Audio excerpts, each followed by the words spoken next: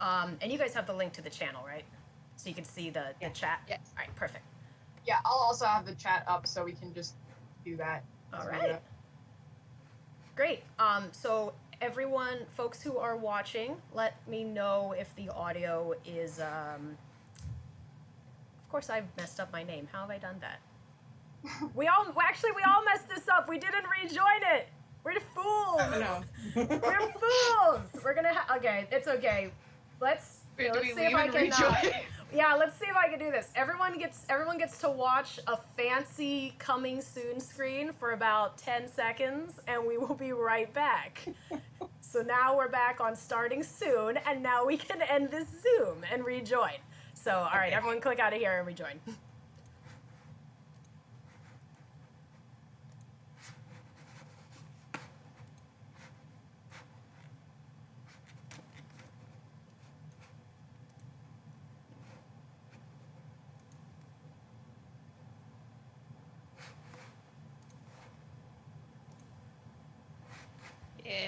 Yes, we did it. Yay! Guys, I'm a big... Oh, my video's not working.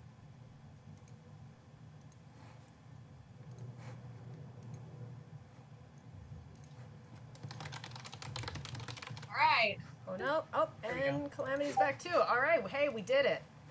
Sweet. Hey, we did it. We're back. Woo! Let's make sure this is working, because for some reason it says it has 0 viewers in the chat. But I think it's working. Let's double check that it's working. I'm refreshing it as well.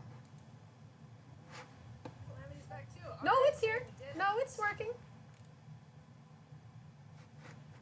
Oh, I see people in the chat. Okay, perfect. It's working, but my my Streamlabs is not showing chat stuff apparently. So that's just good. That's good to know. All right, cool. Yay, we did it. We did the technology. Great. So, welcome, guys. We wanted to put together kind of an informal roundtable chat about designing for cosplay, particularly because there's like so many new folks who want to design for the first time, specifically for the Cosplay Met Gala.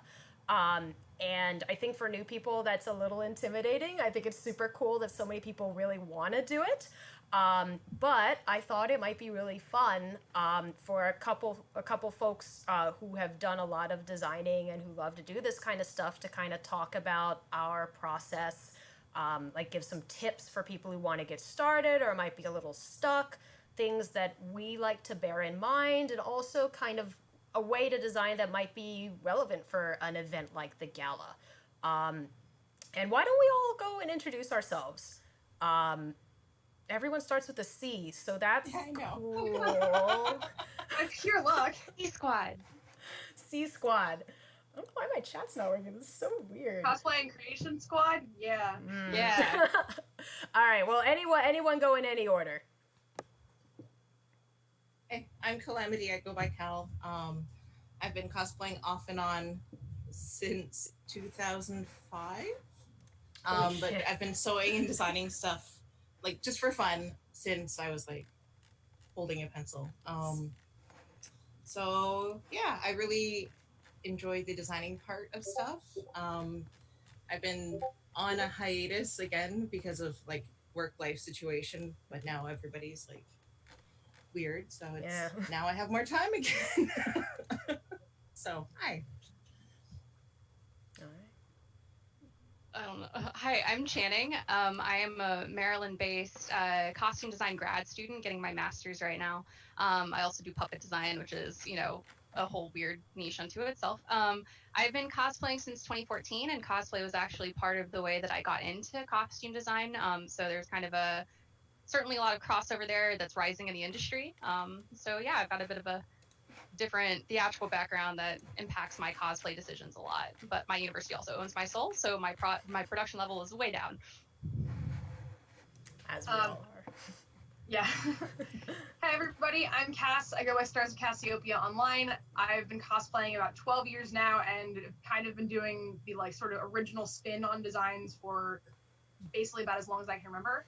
Similar to Channing, I do have a professional background that lends nicely to cosplay. I'm professionally an engineer. I do materials development for 3D printing, so I'm happy to answer tech questions on my page, like separately from this. We'll be talking most about design today, obviously, and like obviously I work in consumer products, so the job I do every day is, starting from nothing, making it something that a user will end up going to use, and then they will do their own design process with the things that I make, which is really cool. So it kind of is like a twofold loop. I will probably talk a little more about like the technical aspect of sides of things, and today we're really going to be focusing more on like concept to sketching. I have a lot of opinions about the like sketching to execution as well. You also might remember me from the gala last year if you attended or saw any of the videos. I was the leadership that got like pinned up on my dress form in the back there, being totally blown out by the sun. But I love like doing a lot of fancy details and adding textures and details and elements to what otherwise might be a more plain looking design to bring it into the real world with. Cool. And I'm one half of Cowbuttcrunchies. I am the Regan half. I do a lot of design stuff, and mostly I think a big reason I started doing it is because a lot of the designs I was finding did not have the techniques or the kind of feel that I really wanted, and so I just started making my own stuff from characters that I really loved. And so I do a whole bunch of that stuff now. I think probably half of my stuff is original at this point, unfortunately, or fortunately, whatever. But yeah, I think this is going to be pretty informal. We were all kind of giving our processes and like what we like to talk about, and I think there was some overlap. But then I feel like everyone has like a different method that they use. Like there's not one right way to do this, like all of cosplay. But how do you guys want to go through it? Do you guys want to go ham and just talk about your individual process first, or do we want to talk about some shared topics that I think all of us do when we're tackling a design? What about talking about like what attracts us to a costume, what our thing is? Oh yeah, that's a good idea. Yeah. So I guess since I brought it up, I'll go first. I love textures. Oh no! Sorry. I have two monitors up, and like one monitor I can do things and do notes on. One monitor I can't do anything on because it's got the zoom. So sorry. Apparently Notepad is on that screen. So y'all got to see a bunch of code. I'm sorry. Pinterest is a thing. Mm-hmm. I liked using textures where in like pre-designed things it's flat color, especially with like anime and older games. Like you just didn't have the for games memory or like for anime the manpower, hopefully, because that would be cruel, to have like textured stuff. But I think it makes a costume look that much more real when you have like a linen texture instead of just the twill for everything. But aside from that, I'm all about jackets. Like every costume I've made, I realize in hindsight, has a jacket. So, correction, every successful costume I've made has had a jacket. So, I don't know what it is. It's like, because they can be really cute and like fluffy or froofy, or they can be like really militaristic and like powerful. I just really like I'm kidding. Sorry. Yeah. Mine's off eating, so she'll be back. But yeah, I like jackets and textures, and I like learning new techniques. So there's usually one new technique per costume that I do. Yeah, that's honestly I also a lot like of texture. Yeah. Same. Don't we all? Incorporating a new technique is a lot of times why I will make something as well. Like in addition to just the I can't find anything with the aesthetic that I want and the amount of details that I have decided that I want to put into all my stuff. But so often I'll see something cool and say, oh my God, I want to try that. And, you know, an original design is a really, really good opportunity for that. So for anyone out there who's been gunning to try their hand at armor or try their hand at beadwork, an original design where you can design it to be as easy and beginner friendly as you want it to be is a really, really good place to do that. it's definitely a risk mitigation thing too there, because if you're going to try something new and you're trying to recreate something perfectly, if it doesn't work, then you need to figure something else out. Whereas if it's an original design, you realize you hate it, then you don't have to do it. Or if you realize that you do the thing and you love it and want to do more of it, you can just keep doing more of it. Yep. I definitely agree with the technique sort of thing. I'm like trying to like fumble through here. One of the things that really drives me a lot of time, like I said, I'm professionally an engineer. I freaking love working in like engineering components into my cosplays, whether it's in the structure or in like interesting ways of doing things. I'm like trying to fumble around for my like one of my like more well-known costumes is, come down please, is an original character I did last year. Please, jacket, come off of my I will continue to talk as I pull this down, but I wanted to learn smocking, I wanted to play with silk, I wanted to do something historically inspired. I was like, oh yes, time to do Dungeons and Dragons, because the rest of my party agreed that they wanted to do something with it too. But one of the things that I ended up doing was, I was like, I want to use more of my like 3D printing work from work in my cosplay, so I ended up actually designing and printing my own buttons for the jacket, which turned out really flippin' cool. That's cool. Oh, nice. Yeah. Yes. And like being able to do that and like print the accessories and do my own design in a way that like no one else owns these buttons or will ever own these buttons because I made them, and being able to add like really unique little details that you couldn't necessarily get from someone who was also just recreating the same thing you did. My Lelouch has the Gios symbol hidden in every single one of the gems. Like little stuff like that are like the things that I find super enjoyable, because when you bring them up to other fans of the source material or series, they get so excited. Yeah, I also like a lot of texture. I like really dynamic fabric choices. One of my favorite fabrics to work with are any shot silks, especially. So shot fabrics, the warp and the weft are different colors, and so when you move the fabric, it changes color. Yeah, there it is. And it makes for really interesting like folds, and it's really a good way to accentuate the like drape of, you know, like your all the like different features of your costumes that are going on, and it tends to be very crisp unless it's chiffon. But yeah, so lots of shot silks. I love really dramatic silhouettes. Like I'm often attracted to really stupidly extra cosplays. I love wings. I'm always a such a hoe for wing builds. But just like really anything over the top, dramatic, fantastical, and really interesting texture choices. Like I cannot emphasize enough how much you can elevate just even like just the tiniest details by adding interesting textures. Also, Silk Baron is dangerous. Yeah. Whoa. Watch everything go. The pictures are lies. It's just dangerous. My Silk Baron swatches that are Oh my right god. So much. Watching them grow from like a Inspired historical wire. supplier to a cosplay supplier has been really interesting though, because like I've had a few longer hiatuses, of which this is like I'm coming out of one. And when I first found them, I'm like, oh, this is amazing, but like their website wasn't very good. The pictures were not great, and now they have like a social media presence. There's someone you can talk to. They showcase cosplays. It's really great. Also dangerous. Yeah. They're so good. I have a They shipment tag you somewhere. good. if you tag them in any of your posts that you involve their fabrics on, they get really excited, and it's very sweet. Yeah.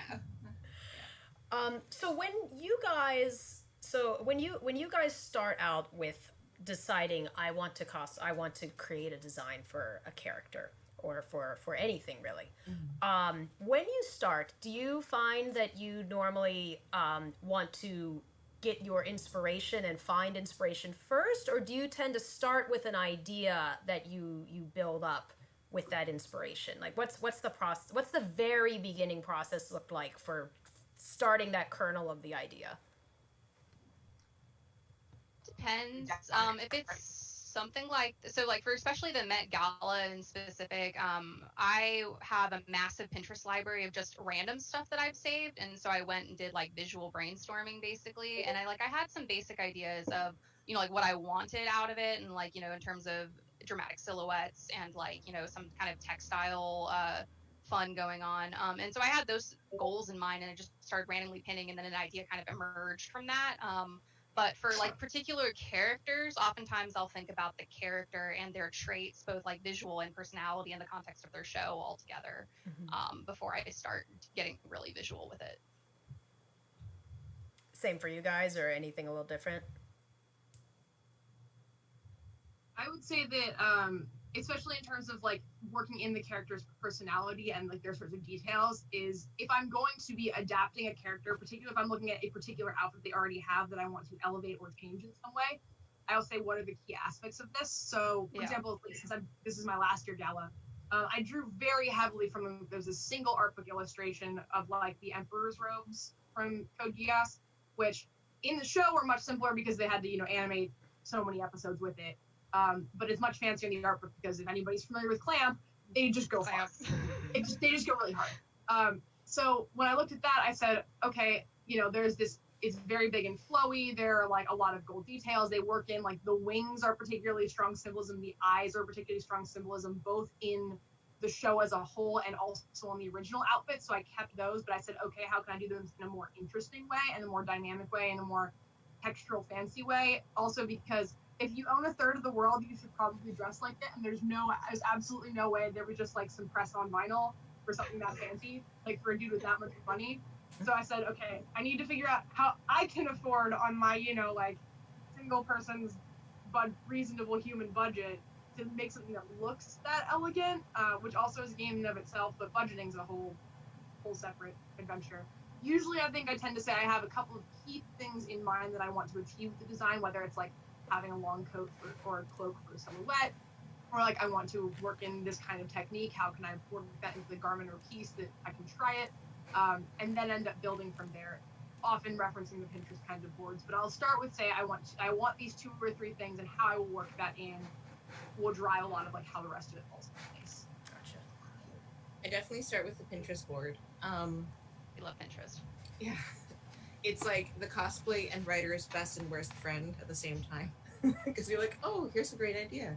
I usually start with, once I've picked the idea or the character, I start looking for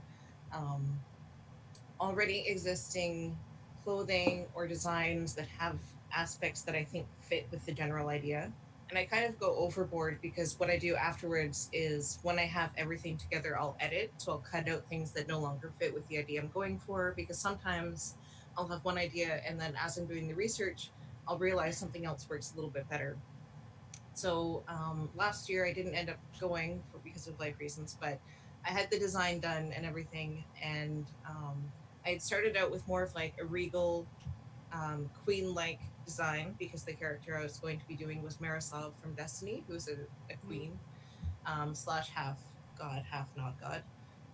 But when I was thinking about it, she's also a military commander, and that plays into her story a lot more. And I guess that comes into like the character design, because I realized like she wouldn't be wearing this like queenly thing. She'd be more of the commander of her forces. So that shifted gears from like the larger ball gown and puffier sleeves into much more of like a cyberpunk direction. So that's usually where I start, and that takes a while, and it's kind of like an ongoing process until I have my final design. And that informs a lot of like the fabric choices and like that kind of thing. Yeah, so it's seeing what I like for that idea and then editing after. Calamity, I think you and I work in a really similar fashion. I also do this thing where like yes, I'll have the idea that I want to make X version of X of Y character, and then I immediately go and make a Pinterest board with like 60 things in it. Like way too many things. They don't make any sense together. It's just essentially things that I like, that I think that element might look cool, and maybe they're totally contrasting things, but I want to get all of my information. And it could be a silhouette I like. It could be a very small detail piece that would be cool to incorporate. It could be just a general like feel of the textures that I think speaks really well. And then once I have a ton of stuff pinned, I'll essentially just scroll through a whole bunch and start sketching and see like, well, what if I combine these things, and maybe as I go, I decide, well, I hate these dozen things, I'm not going to use them. But getting all of these pieces of inspiration in there, I think having that afterwards is like really, really useful to start the sketching process as well. And sometimes I find stuff for other costumes or other ideas while I'm going through. Yup. So it just goes into the general cosplay ideas folder, and I'll go to that They get first. so out of hand. That was... Yeah, in terms of finding inspiration on Pinterest, I find that I will look at a lot of runway fashion, honestly. Mm-hmm. A lot of runway stuff, a lot of like gala and collections, sometimes even like wedding stuff, and then sometimes like historical costumes from movies are really, really helpful. But yeah, I have big ol' silly boards. I actually... Oh, go ahead. I do love, so one of the really fun places to start that we start a lot in theater is emotional research. So like more abstract interpretation. Sometimes it's not even like characters, sometimes it's just abstract images or like just things that evoke the mood you're trying to get. And it's funny how more abstract interpretations of ideas or characters can actually come through in costumes and add really unique touches. Like I'm a huge art history lover, so like it's funny how these artistic things that are not fashion, but a lot of fashion borrows from them, that can kind of like lead through, and you can put a lot of your own stamp. Also, fan I art. would love to hear an example of that if you've got one. Oh yeah, sure. I can share my screen. Let's see. While you're pulling that up, the side note I want to say is if you're doing historical type things, make sure you like actually research what the movie has done, because Pinterest is awful. Yeah. Take a look at it. If it says whatever century, whatever country, actually go research that later, because Pinterest will probably lie to you about what era it actually is, and there are much better resources out there that can help Pinterest does you. have a tool though now, where it lets you really? search for similar images. Yeah. So that usually lets you find like the original one. Also, the Met and the Victoria and Albert Museum both have like a really vast array of online resources. Victoria and Albert Museum is the coolest museum I've ever been in. It's the coolest thing. Yeah, no, Pinterest is a dirty, filthy liar in terms of decade, especially if you're looking at anything from the 1800s. Don't trust any of what they say. Go look online, look at the Met, look at the V&A. Also, a lot of, since like historical reenactors have gotten more, like more and more online, a lot of historical reenactors have blog posts that are like, quick guides to this decade. Which can be really great. Okay, let's share. Oh, share screen.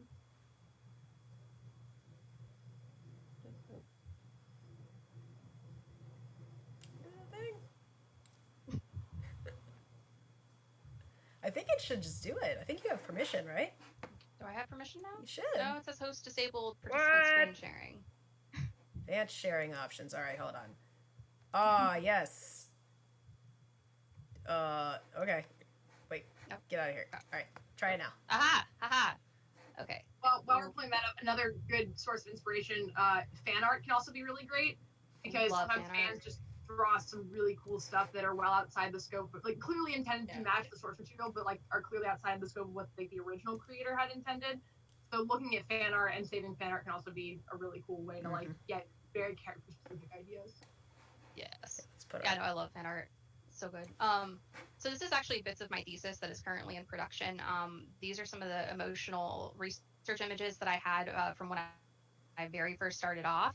And just like these abstract shapes. And this is like a piece of performance art where this woman used her hair to paint on the ground, was like very inspiring. And it kind of comes up later in these looks with these kind of like abstract gestural calligraphic shapes. Let's see. And then that was kind of like more just an earlier look. But yeah, just like it's funny how just like abstract moments, it's like this was the fashion inspiration, but it's not the same as like, the kind of spin that I decided to put on it, that it's a lot more organic looking, and everything. Yeah. So that kind of makes me think of a segue into, and we're kind of jumping a little bit from the process, which we can go back to the creative process, and how silhouette and texture plays into the mood of the piece that you're going for. Because I think a lot of people immediately gravitate to, well, I need to make a big ball gown, I need to make the biggest A-line on the planet. But do you really? Because if your mood is not necessarily grandiose, elegance, historic, that kind of thing, maybe a ball gown isn't really what you're trying to express. Like a short skirt and a mermaid speaks very differently for the mood and your character and that kind of thing. I think someone mentioned a phrase that I really liked, which was serving your story or serving your character. And I'd love to chat about that a little bit because I find that really interesting and a really smart way to make a unique design. Yeah, we get serving the story is something that we get indoctrinated a lot in grad school because, you know, like designers come in with these huge ideas and like these incredible, like over the top, you know, like just batshit crazy stuff. And sometimes it's like you need to let the story and the character take the center stage there, and that your cool ideas are awesome and cool, but maybe toning it down will really let other things speak. And so like we use it as a way of pulling back. And so it's like kind of part of making critical design choices that when you make a choice, you ask yourself, am I serving the story? Am I serving the character? Am I serving the overall look? And like my personal view on that one in terms of cosplay is like LEDs, for example. It's like, does my skirt need to light up, or will that just draw the attention away from the beautiful work I've done on my bodice? Like that kind of thing. And so it's just, you know, like you don't always need to put the whole kitchen sink in, like less is more. And I think that also comes into play, like if you are looking at doing something historical, maybe the LEDs don't fit.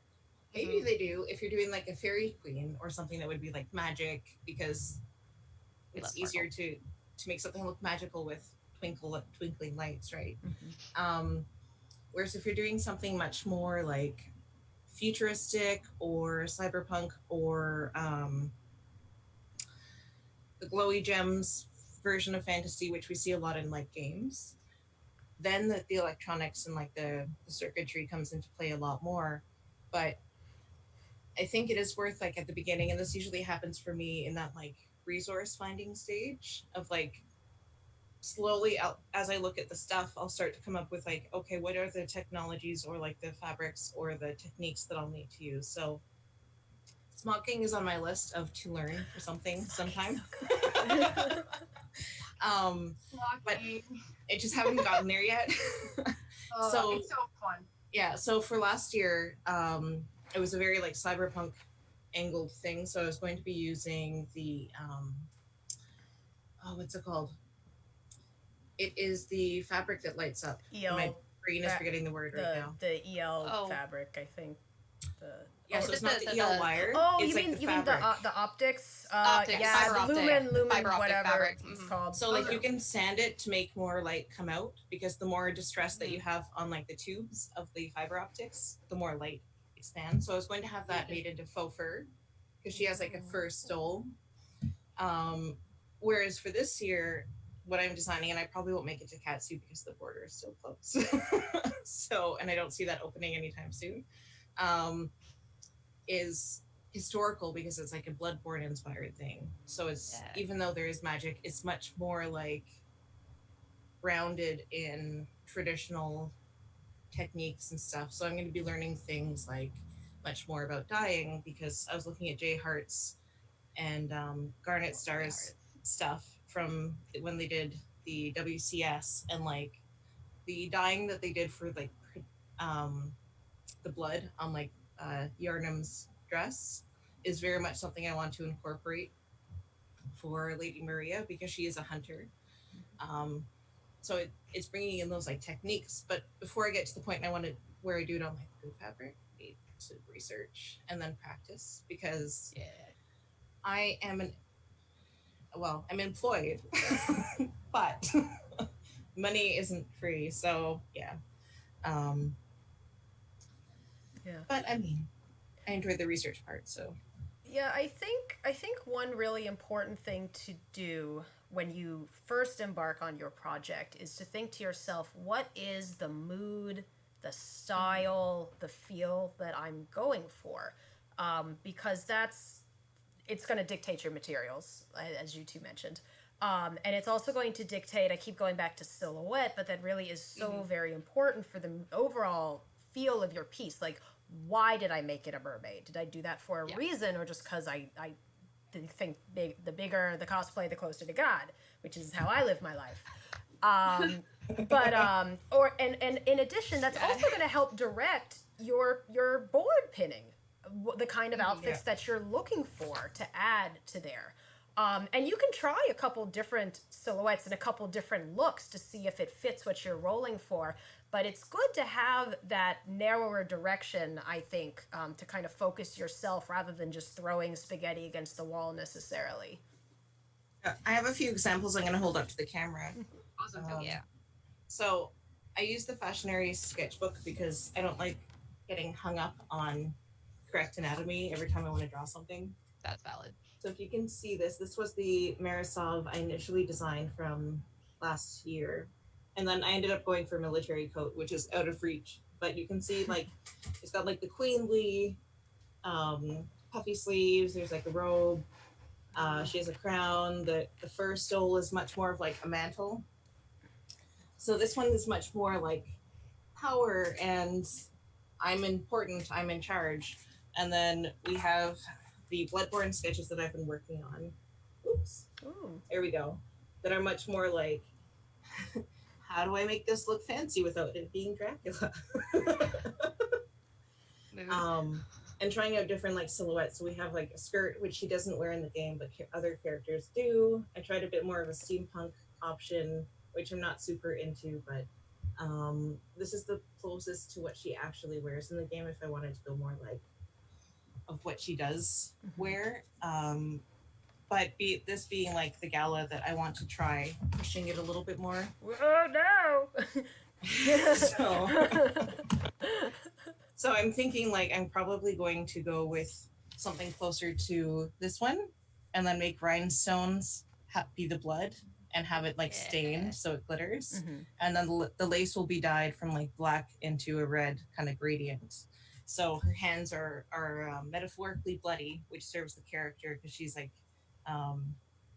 without going into like this backstory of the character, like she's a hunter who hunts bad things, which then were people once. So and with all of those sketches, aside from just the overall aesthetic and mood of them, even though they all have the different silhouettes, they are all the same color palette.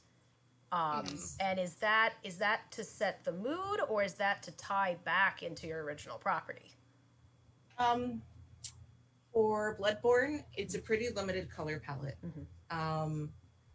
The character herself wears something that's much more like muted in game, but she's part of a society where there's another armor set called the Canehurst Knights, which is like this beautiful rich red, and that's what Garnet Heart made. So I wanted to bring in some of that red, which symbolizes like the blood, which is what Bloodborne is all about, into her character.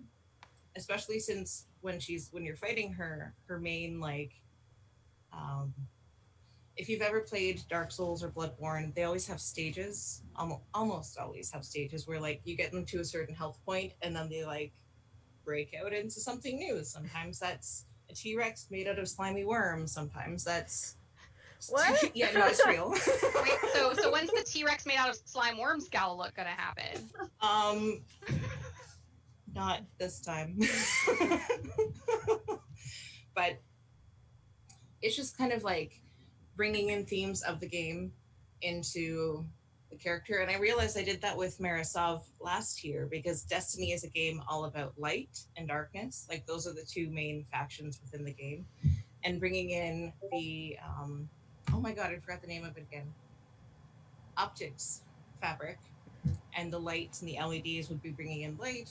I also found something that was really cool on Pinterest for Marisov that was making a sword blade out of plexiglass and then etching it and having LED at the bottom, so it looks like it's not a lightsaber, The glow it's edge, a saber made out of light.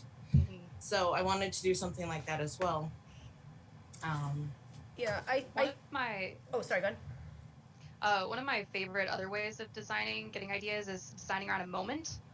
Like you can literally, some of the most captivating designs can be not just a character, but a character at a very specific time. And especially fans are going to gravitate to that because they know the moment for that character. So like, for example, I'm doing the like Tetsuo transformation from Akira for the Met Gala. And like that transformation moment for him of when he becomes a monster is like one of the most iconic scenes in the movie. And so like designing around a character death or a moment of transformation or like a moment of great joy, like these moments are often like what really sticks with people. And so designing around that moment can help bring a lot of specificity and interest and emotional weight to your designs.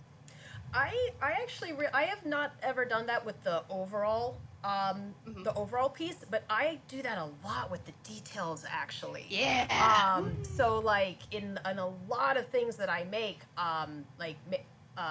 there'll be pieces of it that are specifically maybe depicting a scene. Like I actually have this stupid thing behind me, where like these are all of her candy people. Yeah. Or for instance, like I have portraits down the front that are actually depicting pieces in Bubblegum's life, or there's I guess I can share my screen real fast. Let's see. I hope I don't ruin the whole chat. That'd be cool. Did I do it? Nope. I think I borked it really bad, guys. Nope, we're not doing this. Nope. Well, no screen share for me. That's fine. I made an armor piece for Princess Celestia once that essentially had sculptures depicting their different important points in her life. And like, no one's gonna necessarily see that until they like come up and shove their face in your costume. But I don't know. I really love doing that because it's kind of, you know, you're doing this because you love the character. Like, you love the character, and it's almost like a really fun way to pay homage to them. And also, it's a really cool way to just add really interesting details to your piece. I love that kind of stuff so much.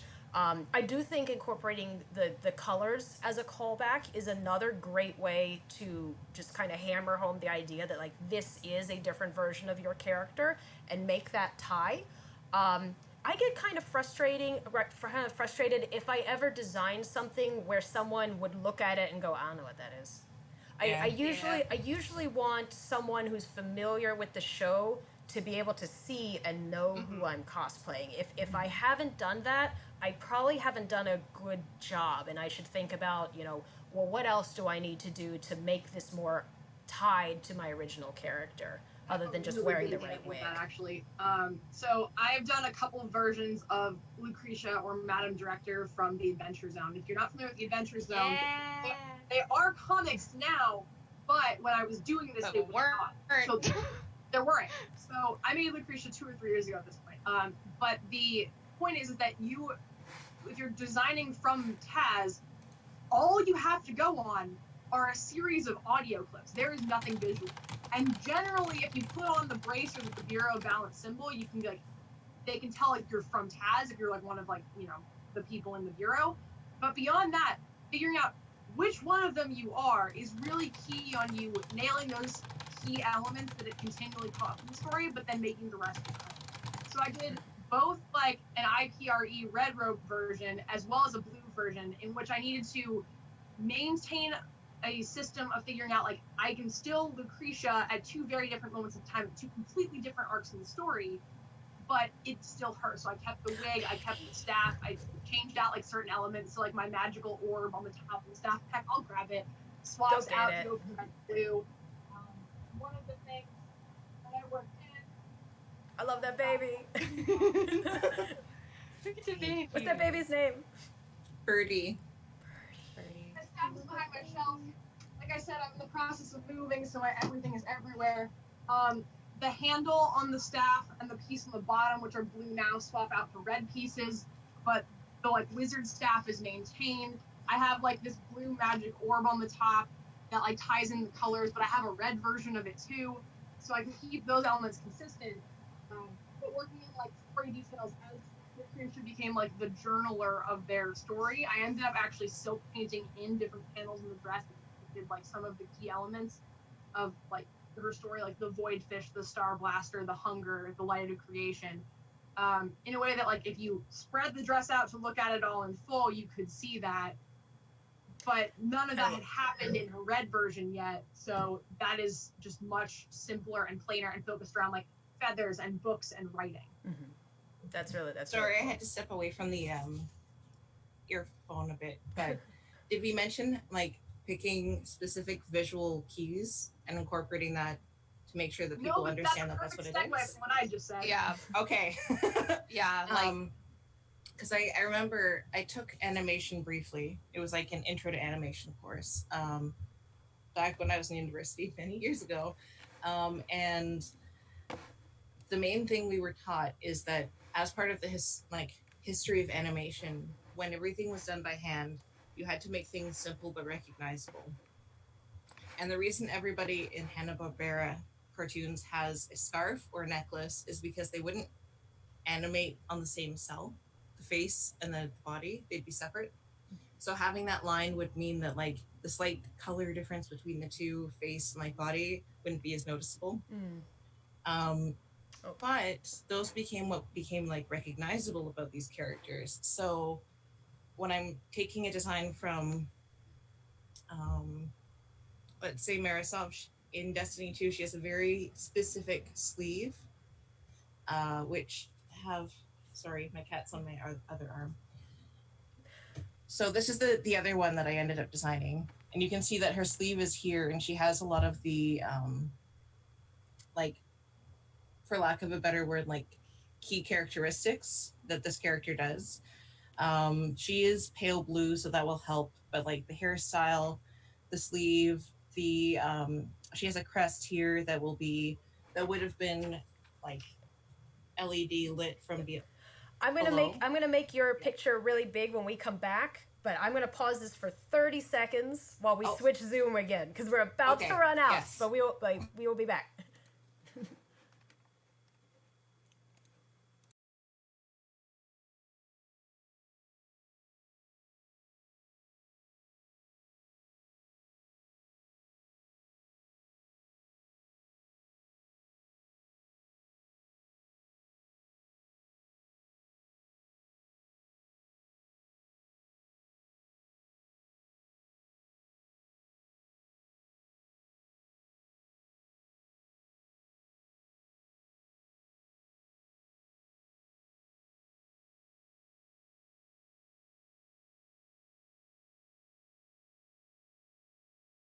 Free software.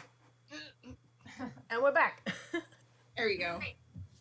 Can I make your screen big? Can I make you big? Stop it. Spotlight. Sorry. Yeah, now you're big. Oh. If you see a cat paw, I'm sorry. Stop it. Wait, why is there like money in the screen? I just noticed that. Hold on. Get out of here. Cash money. There we go. Sorry, guys. There was money in the screen the whole time, apparently.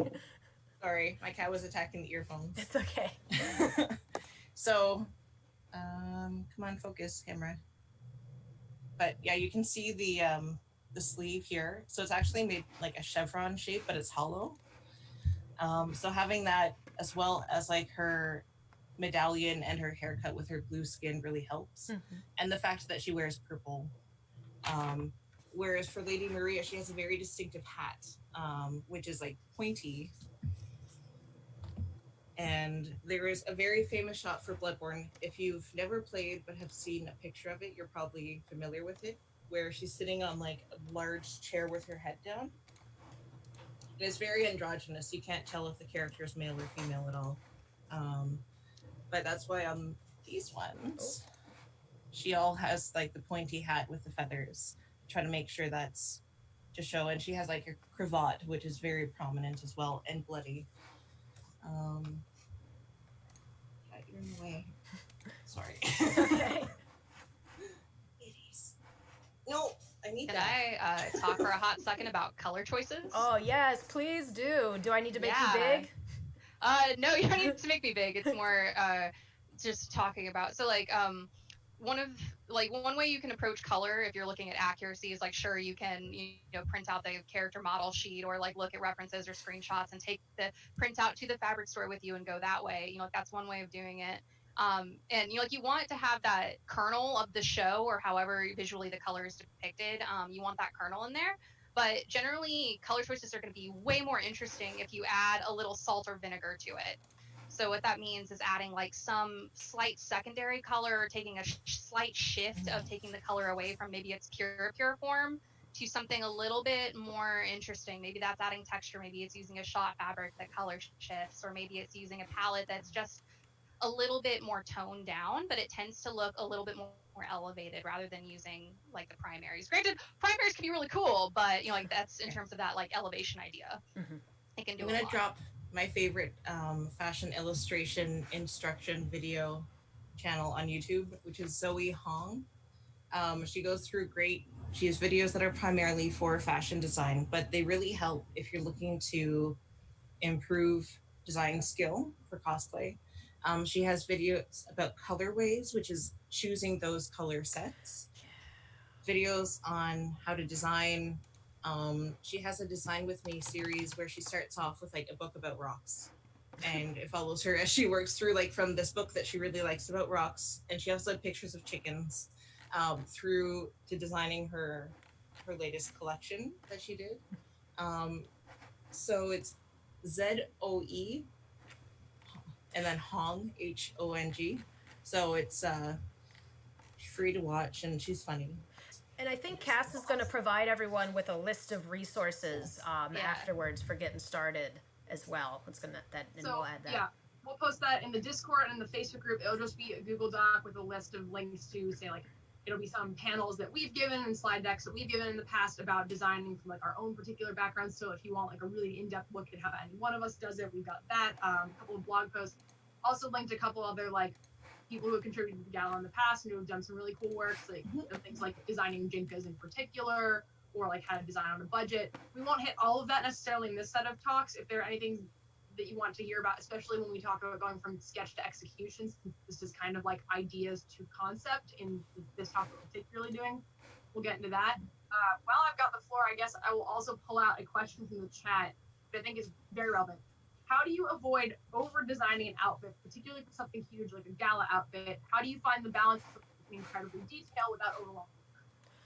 So this is definitely, we have a section kind of related to that, which is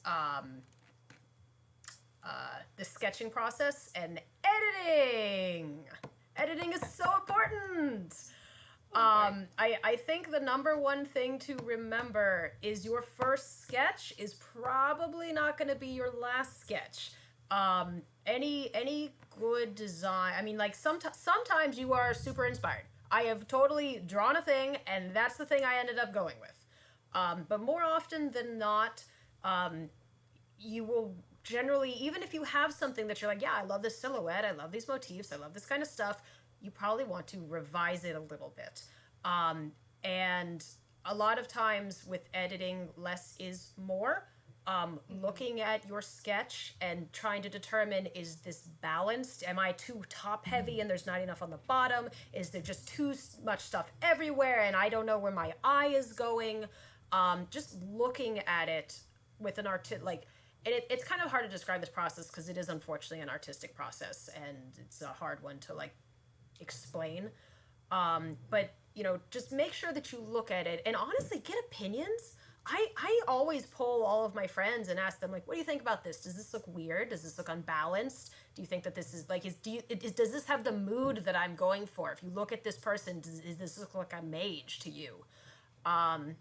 So yeah, just being prepared that even though you made a cool thing, you might have to edit the cool thing quite a lot to get it into a state that's going to look great in real life. And I have some examples actually, but I'm going to let you guys talk a little bit first before I show you. Yeah. So I have a similar but different approach to that actually. So I work big to small instead of small to big, and what that means is I start with the shapes of like what it will look like. So I'm gonna jump onto the screen sharing and hopefully not break it.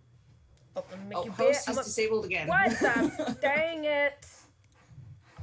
This is all up in my blog, by the way. I'm gonna fix it. How did I do this last time, guys? I literally,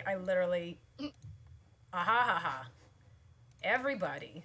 Comment from the chat while we're pulling that up is someone in here who was doing university work in design. Actually, I don't need to. Said the professor made them draw at least 10 thumbnails of everything, regardless of whether you ended up picking the first one or not. Yep. Yeah. You should be. I mean, that doesn't sound off. Yep. There we go. Are we good? Yep. Is it showing? Okay. Mm-hmm. So I wrote a blog post or a few series about like designing. It was supposed to be a design along right before my work situation changed, and I didn't really have time for cosplay for quite a while. This will get linked in our reference sheet too. So just scrolling down, I basically drew a whole bunch of different designs, and the idea was the crate fox from the Star Wars The Last Jedi. And it's like a super quick shot, but it was very shiny and it was made out of crystal. I'm like, I want to try designing a Kajinka of that. So I did a whole bunch of different shapes. And I had my like mood board. I wanted to get the crystal idea behind it. Most of these silhouettes are similar, which I'll get into right here. So this is kind of where I go next, is like, what does the shape, the silhouette look like? And the shape doesn't necessarily mean the true silhouette, because it can also be broken up into different parts by having lines or by having different colors or different values of the fabric. Also by making pleats, that kind of stuff, to direct the eye where you want it to go. So this is like a really basic example of that. We have 3 different designs that look really similar, except when you break them down by the different, like where the seam lines are and where the different fabrics would be, they look very different. So I usually start there, and like I said, work big to small. So I start with the general shape, work down to that, and then I start adding in details. So here's the next picture where you can see this one was close to what I wanted, and like it draws your eye up and over to the side, but I was like, it's not quite working for me. I want the eye to go up to the ears. And I thought that this was too soft. The first one was too soft for some, like a character that's made out of like crystals. So I wanted to have harder shapes on the ruffles, harder line. So I added the empire waist and tighter ruching at the top. And then also pointed the way to point up back towards the ears. And so sometimes you try things that don't work, and that's fine. Balance again here. So if you have something dark or like really heavy visually, you want to offset that with something that's larger and softer. There's a whole bunch of information if you search like basic design principles that refers to like logos or graphic designs that also apply for any kind of design. The main thing to consider is like color, value, line, shape, and gestalt, which is like the weight of something. So if you have, how to describe that? If you have an all white, really flowing dress, like really flowy white dress, and then, I don't know, like a pin that's like, I don't know, solid black, it's like this big, or on the wrist, and everything else is white and flowy, it'll look off balance because there's nothing else like making up for that. Yeah. Whereas if you have one side is sleeveless and you have that big button on one side and then you have a long sleeve on the other side, that'll kind of like balance it out because you have something else that's different but equivalent on the other side. I know we're focusing more on sketching here too, but yeah. You can also, if you realize that this sketch is not actually working when you go to say like doing draping on your own fabric, if you realize that like there's too much volume or not enough volume, remember that you are not necessarily married to your sketch. If I pulled out the sketch that I did for Lelouch, if I pulled out the sketch for Lelouch for basically anything of these, there are always at least a couple of things that I've changed as I've realized when I'm working with the fabric that I said, oh, I do actually want to tweak this in order to make it better. Or I've like ended up drawing things back into my sketch later that I've realized worked well when I was just messing around. It is totally okay to change your mind partway through. This is not something where you say you're doing design, you need to do it that way. And for a lot of like the small details, I usually leave that to like when I'm making it.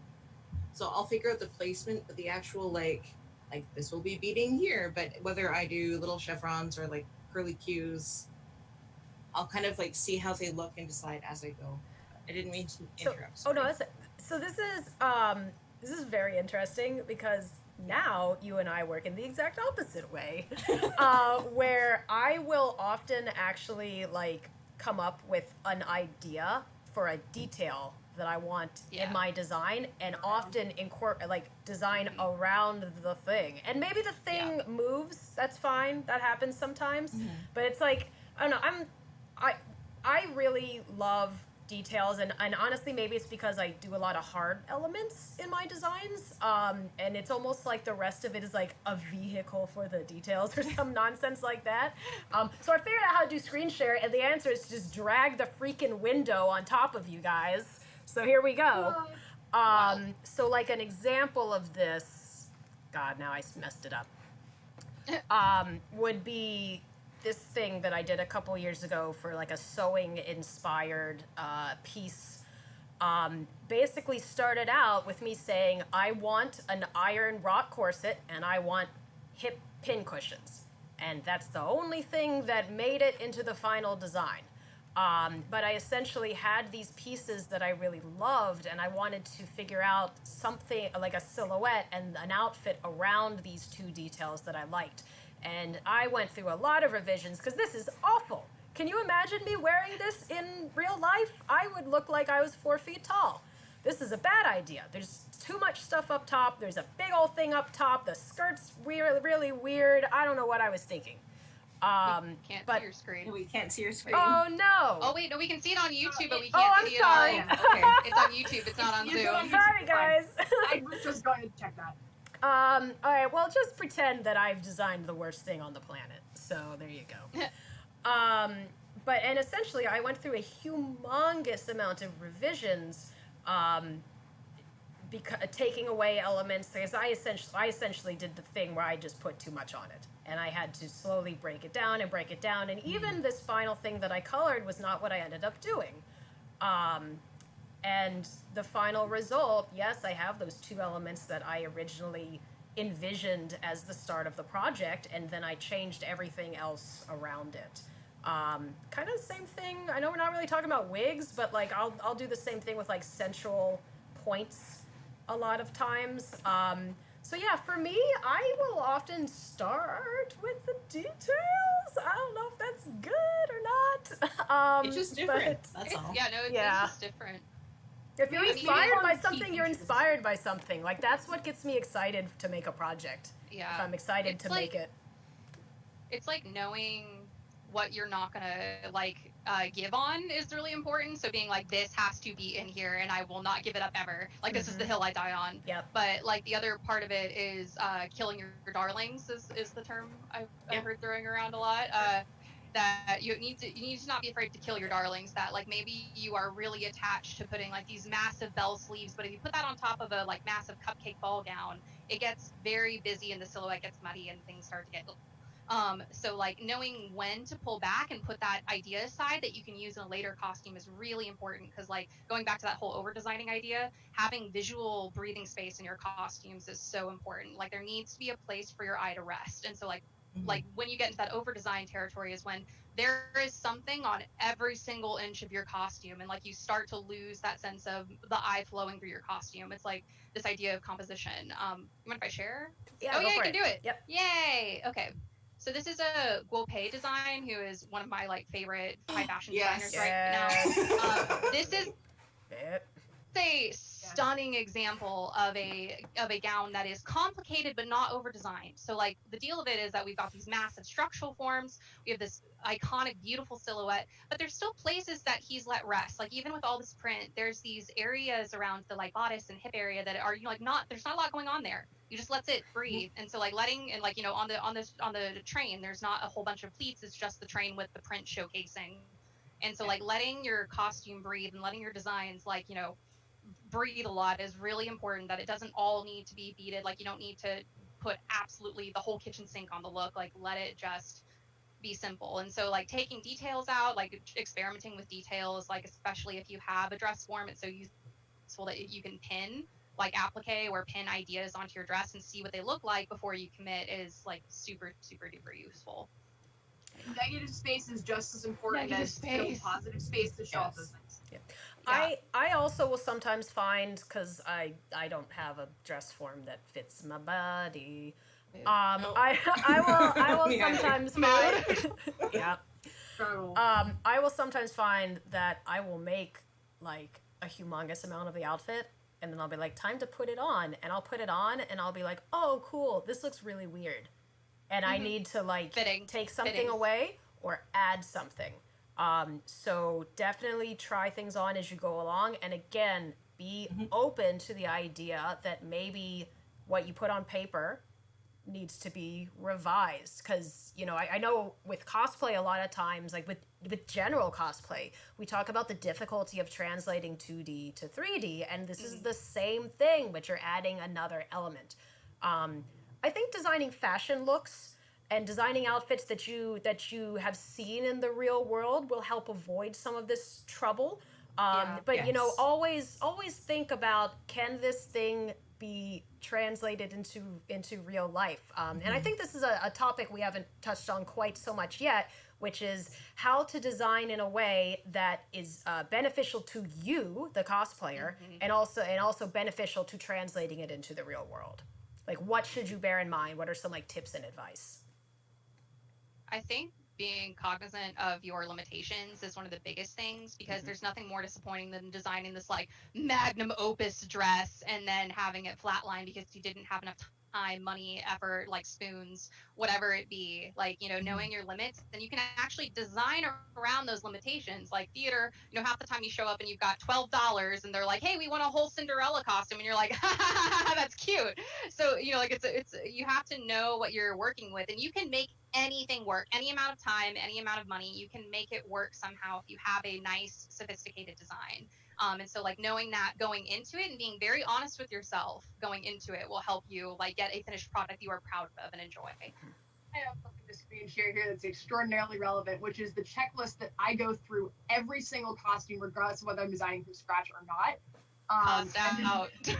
Yeah. I need to figure out how to screen share. It's down at the bottom. It's like the big green button. Yeah, I need to make sure I'm Oh screen no, sharing. it's at the top for you, I think. Yeah. There we go. My screen sharing? Yep. Yeah. It's black though. It takes a few seconds. There we go. Hey. Let me use the presentation mode. So this is a checklist that I tell everyone, especially from like me coming from a product design background. You always make, especially in engineering in general, which really honestly applies to fashion design. Anytime you are making a thing, come up with your list of minimum requirements. And this for like, I can add a couple for Gala specifically, but this is the list I go through literally every project I do. My budget, how much am I willing to spend on this? I was willing to spend a metric crap ton of money on Lelouch, for example, because I've been wanting to make this costume for a literal decade. And I was like, it's Gala time. This is the only project I work on for like 6 months.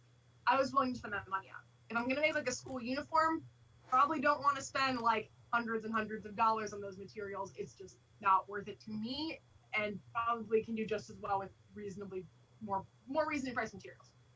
Timeline. How long do I have to make this? I know that I am reasonably fast at certain sewing skills that I've done a lot. I can whip out bias tape like a champ at this point. I'm making it from scratch. If I'm learning a new thing like smocking, which is one thing I picked up for this costume in particular, I was like, I'm going to allow myself more time to do that. Having to think about new skills you're picking up, and also just how much time do I have in general? Is work busy? Is life busy? Am I going to be traveling at certain points of time? Are there weekends or evenings where I know that I just don't have time to work on cosplay? Is stuff to factor in, because if you're realizing that you need 200 hours to do all your beading, but you've only got 100, you should probably reconsider the amount of beading you're going to be doing, or figure out another element to have it. Travelability. Can I take this on transit, or can I fly with it? You have to bring this to the con somehow, so you need to make sure that you can bring it with you. And not everybody wants to necessarily, put your dress form in a huge box and ship it and pray. If it folds up and fits in your suitcase, it's going to be much less of a pain for you than doing something else. This I find is particularly applicable for armor, because if it takes you 3 suitcases to bring your 1 suit of armor, that's way more of a hassle than like if you can just fold it up and put it in your case with everything else. Equipment. I think people also have access. You want to do a bunch of embroidery, but you don't have an embroidery machine, you're going to have to account for doing that by hand. If you want to do things like really complicated props or electronics, that's going to be and you don't have necessarily the machine shop type stuff to do that. You're either going to have to invest in some tools, check how much they cost, or figure out an alternate way to approach that. Comfort is also a thing. I know cosplayers tend to ignore this. Can I sit in this? Can I stand? How much range of motion am I willing to sacrifice? I have 1 suit of armor that I love wearing, but it was my first suit of armor that I made 6-7 years ago at this point, and I did kind of a crappy job on the foot piece, so it cuts into my ankles if I wear it for too many hours, which means that I don't want to have to stand in that forever. I also know I had a knee injury from a car accident a while ago, so I can avoid shoes that don't put a lot of stress on my knee or only wear that costume for a short period of time, then I will. Knowing that about myself helps me make design choices that will be smart and more comfortable for me to wear, which means I can spend more time in the outfit that I spent so long making. Yeah. Other one to check is, are my components okay for convention wear? Check your con rules. That's kind of that. And you sounded like you had something to say on that. Or I don't know if Zoom cut out. No, you're still Okay. there. It's still Okay. shared though. I guess for gala things specifically, obviously like making sure you keep with the theme and being able to justify your choices around the theme is something important. And then I think this ties back to the mood would be the other thing I would add for gala specific designing is, does this evoke the type, like, does this harken back to the character or the series or the like myth that I was referring to, and is it easily identifiable are things that I think I also include, but this is like very technical of like, this is just what I need to function as opposed to like, is it I have to go. Oh, Sorry. no worries. It was great Alright, it's to good to see chat, you. though. Bye, Where can we everybody. find you Thank you so online? much. Oh, yeah, where can we find- Cottonmouth Cosplay. And then I've got like my actual website that I can link later. Perfect. Thank you so much, everybody. Thank you. Bye. The other three of us, I'm willing to stick around and keep chatting, especially if the chat's got Yeah, we'll questions, stay but I until think the that's- Zoom dies. yeah. We have at least 10 minutes. I do have something I want to show just super quick. Can you make me big again? I'll 'Cause make it's you super. big. There you go. Because I'm not big enough as a 5'9" person in my life. I'm So this so is something. No, you aren't. No, You I haven't hit am. your head on buses No, yet. I and it am hurts. because people think I'm a lot taller than I am because I wear 5.5-inch shoes with all of my cosplays. So So this is something actually that has the mini stilts that I would have designed. So it's like it was designed originally for the costume con that was in Montreal that did not happen this year. But it is kind of monstrous. So it was the concept of a forest spirit. So there was like death at the bottom, which was decay, and then regrowth as it went up higher. And this is something that kind of brings back, I was thinking specifically about the over designing. So this is like a prime candidate to put too much stuff on. So is part it? of Is it? yes. Is it? Because in Because my all of brain, this- I'm like, oh, I want to make that. So, is it? Well, it's not too much now. oh, but it could be. I see. That's what I meant. Sorry. Yeah. Okay. It's a candidate for too much. But how I got around that is by using like darker values. So this is still this would still be textured, but because it's like a darker value, it creates the illusion that it's separate, and it creates like these blocks of color and shape that makes it seem less fussy. Because one of the things that like the over designing I've noticed is the value or like the lack of creating larger shapes just turns it into kind of like visual static. So your eye doesn't know where to go. Because a lot of the stuff like Wowpay does, sorry for my pronunciation. The shapes they use are really, really clear, but like the details they use could be overwhelming if they also had a really detailed shape. So it's like you pick one and then really lean into it hard and let the other one be more simple. But I mean, I have a soft spot for like forest spirits, so I've drawn many over the years and have many boards dedicated to them. But being someone that has issues with like being in cosplay for too long, just like health wise, I have to be really cognizant of what works and what doesn't work for me. So being in stilts is a very bad idea for a long period of time, because aside from hitting my head and everything, I have like a pain situation to manage. So usually what I do is I make like two versions of a cosplay. One is like the stage/photo version, which has like the fancy shoes and has like the more uncomfortable parts. And then I'll remove those for like the more daily wear stuff if I'm walking around the convention. And I'll wear a similar but flat version of the shoes just for like my own comfort that still looks good in photos for like the hallway, but won't leave me hobbling around in like an hour. So that's, yeah. And also just adding one thing onto the can you sit and can you stand, can you go to the bathroom on your own? That's very important, because sometimes you design something with like a bodysuit and you're like, oh dear, I have to remove all the pieces of armor to use the washroom. So Yeah, that's a struggle. I think my advice that I generally really like to give to the question of how can I design something for me to make my life easier and something that I would enjoy wearing is to design for your body. I think this is a really important thing that God dang it, that I still struggle with. So certain silhouettes look better on certain bodies. And for instance, I can't wear this. You guys also can't see what I'm doing. This is for YouTube only. But so like for instance, Secret. It's a For secret. everybody. You can open YouTube and look. But so like for instance, a mermaid really looks better on tall folks. This is why I'm super jealous of your 5'9" height. I look very not great in it, and yet I continue to want to make mermaids because that's the mood that I want to evoke. And I have to always tell myself, stop it, don't do that. And another way that really helps is if the model you start sketching on top of looks like your body, that's going to be a much better indication of what that's going to look like once you create it in real life. So like with you can find these models online in various body types, but I really don't recommend starting with a model that's 7 heads high, because that is probably not what you look like. It's definitely not what I look like. I usually try and draw a model that has my body proportions, so then I have a much better idea of what that finished shape is going to be.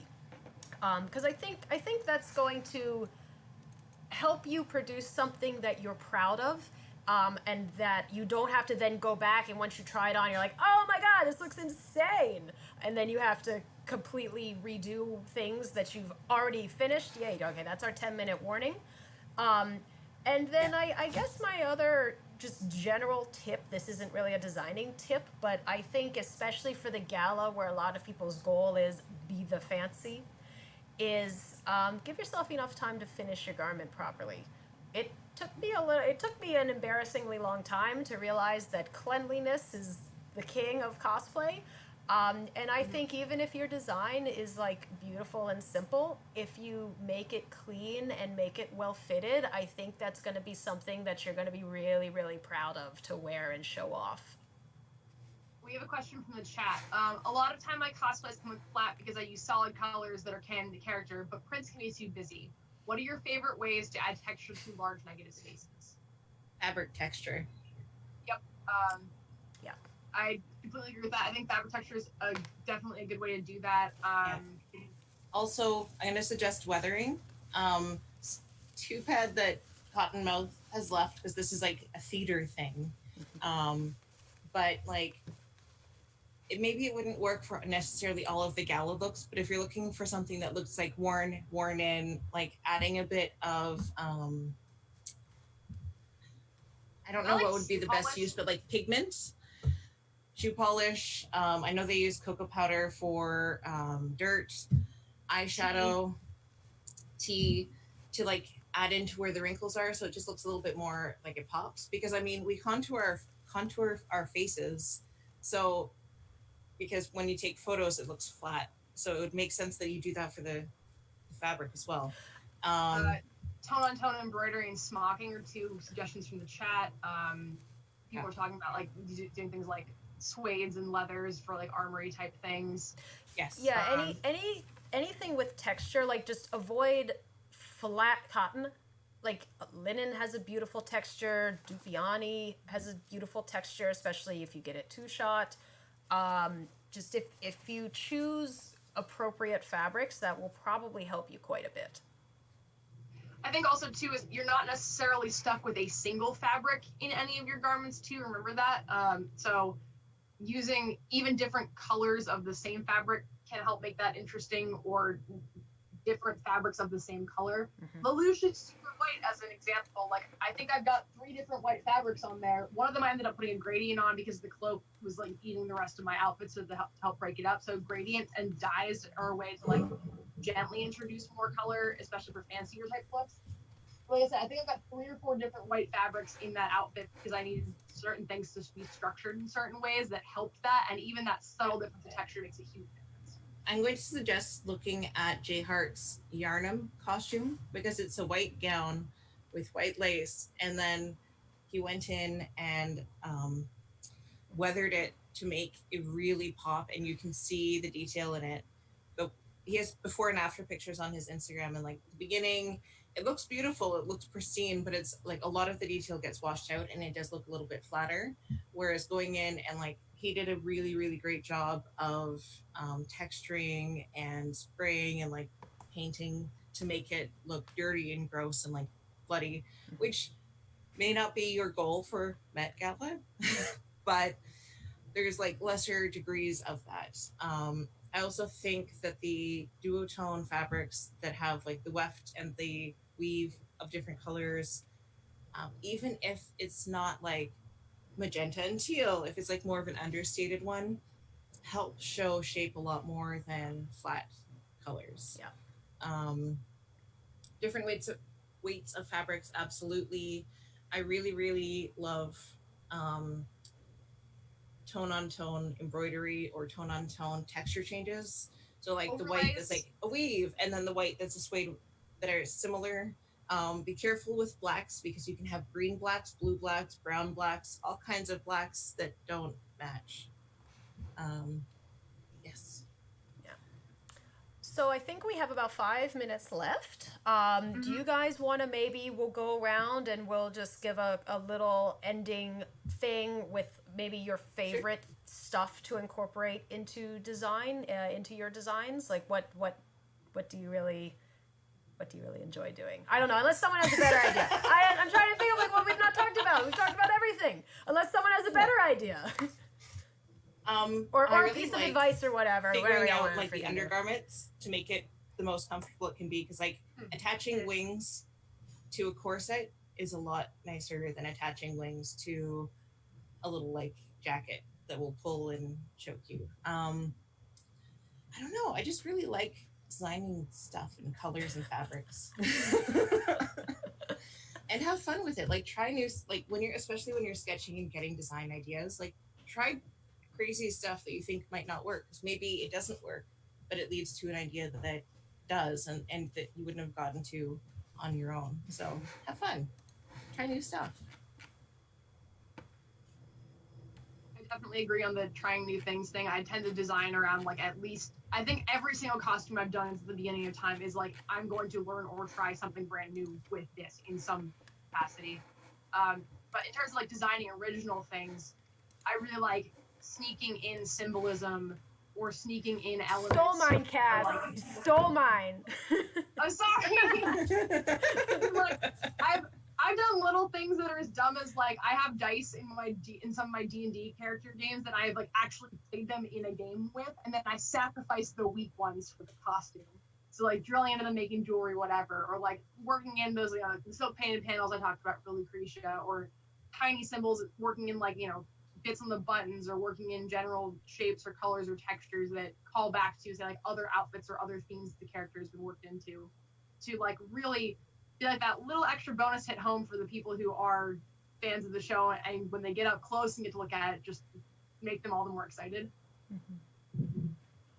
Yeah, I really like motifs. I don't think I make anything that does not have a motif in some capacity. And the shows that have really strong symbolisms and motifs are definitely my favorite to design for. I think it's not only looks neat, number one, and fans of the thing will love the thing, but I think it's very inspiring, and it's something that gets you excited about your piece, that you've done something that unique and that cool. Having the Pinterest board of lots of different small elements to give you ideas is also is something I really suggest doing. I really also I think being able to draw from multiple sources is also something I'd really advise. You're probably going to enjoy your final outfit because it's so much more unique, rather than if you were to say take a runway design you saw and color swap it. Yeah. I think being able to make your own original, unique spin on the thing is more satisfying in the end. And also it gives you more room to mess up and change it if you want to. So yeah, don't be afraid to take little elements from different places. Don't be afraid to change it. And when all else fails, cram a motif into it. There you go. Yeah. I've just linked in the YouTube chat our doc, which will continue to evolve as we keep adding more things, but this is our link for help resources for designing. So a couple of slide decks that the 3 of us or 4 of us who talked today have given in the past, like full hour type panels on like how we design individually, some links to some other cool people who do some really interesting design work. Cass, did you link it? I don't see it. I dropped it in the chat, in the YouTube chat. Okay, well, I'll believe you. I don't see it for some reason. If it hasn't come up yet, I will also post it on okay. yeah. If it hasn't shown up yet, I'll post it on the Discord as well, and also in the Facebook group with you. So, like I said, this is an evolving document, so we'll get there. Yep. Oh, and I guess on that note, if you're not in the Met Gala group for some reason, the Cosplay Met Gala is maybe happening at Katsucon, definitely happening online. There's a Facebook group, and there's also a Discord. There's the link to the Discord is in the Facebook group. The Discord is probably more active because it's more casual for chatting and sharing stuff, but you do not have to be in one or the other. But yeah, please join, and I hope that this helped you guys. Please give us feedback, actually, in the Discord if you felt that this was helpful or you want to see something else next time. But yeah, we have less than 1 minute, so I think we're finished. I'm Starsofcassiopeia. Thank you guys for coming. We'll also we're talking about maybe doing a part 2 of this of taking like sketch to execution. So if you want to see that, let us know and ask us questions in Discord, especially that we can get to if we're doing a round 2. But yeah. If you guys want to see us, let us know. I guess the link isn't coming up for spam filters. I'll put it in. It'll let me do it. But cool. yeah. Thank you. All right. Thank you guys so much for watching. Thanks, guys. And we'll see you next time. Thanks, guys.